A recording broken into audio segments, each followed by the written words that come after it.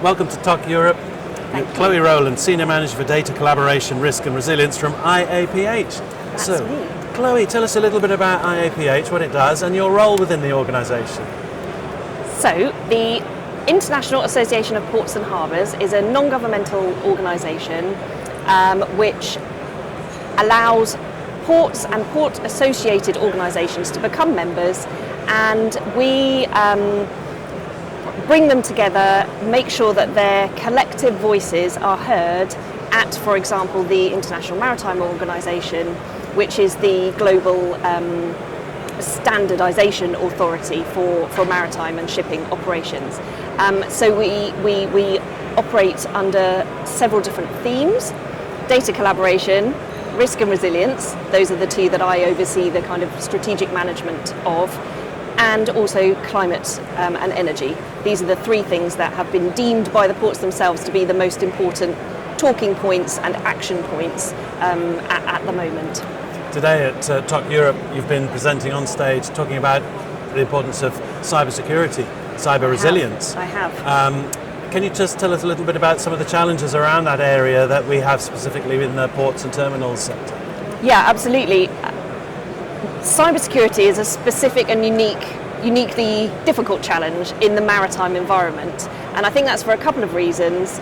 Firstly, when we're talking about the vessels themselves, quite often they're legacy equipment, and they've been, an average vessel is designed to last 20 plus years, which is quite unusual in any other sector if you compare to aviation or automotive. And so the kind of use of all this legacy equipment in the supply and operations chains brings its own problems, because of course when it was manufactured nobody was thinking about cybersecurity at all, and so these things have been kind of variously patched and updated in what has become a very ad hoc way. So achieving universal standardised cyber resilience is a unique challenge in the maritime sector. The other issue that I think does still endure is this myth of, I'm floating in my vessel on the sea, I'm not connected to anything, I'm an island, and therefore I'm not cyber vulnerable.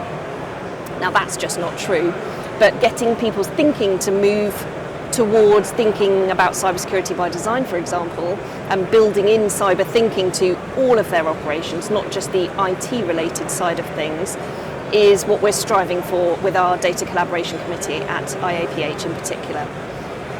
Sorry, go on. What would be the worst case scenario for a company or a business that doesn't take into account some of the protections that are required? Gosh, well, I think in a nutshell, it could your entire operation could be brought to a halt. There have been several high-profile cases within the maritime industry in recent years where this has happened. And I think that global politics at the moment are such that this is becoming an increasingly sort of immediate problem. And there are some major well-funded, well-resourced players who are out to cause problems, shall we say. So IAPH has reacted very powerfully to create a set of new guidelines. Can you talk us through those, please? Absolutely, and that's why I'm here today.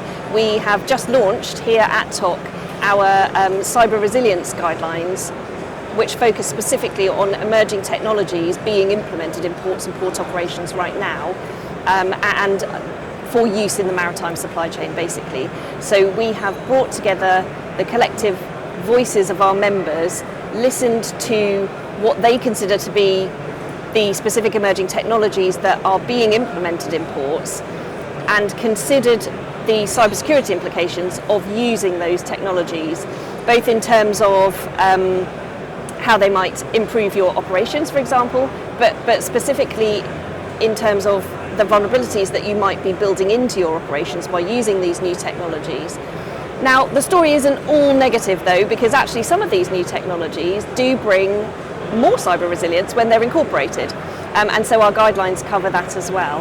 And it's also really important that I mention the fact that there are chapters in these guidelines that cover training and legislation as well, because it's so important that being cyber aware and building in cyber resilience to your kind of physical infrastructure also sits within a framework of the right regulations and the right training, for example, of your personnel, so that we're sort of really addressing the whole problem. As the industry transitions from mechanical to digitised, I guess these considerations are becoming more and more important, or indeed absolutely strategic. Absolutely, and that's really the take-home message of these guidelines.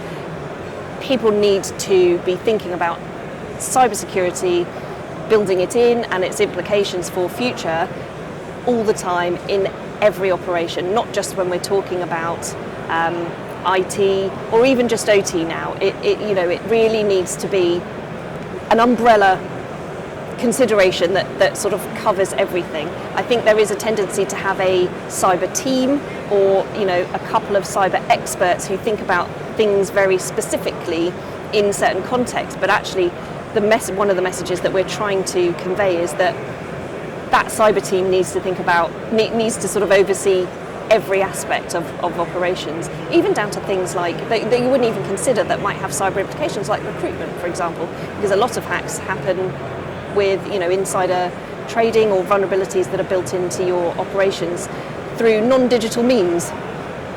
Well, Chloe Rowland, thank you very much indeed for joining us here Pleasure. at TOC Europe. It's a subject that's going to become increasingly more important as the industry moves forward. Thank you very much indeed for sharing your insight with us. Thank you very much.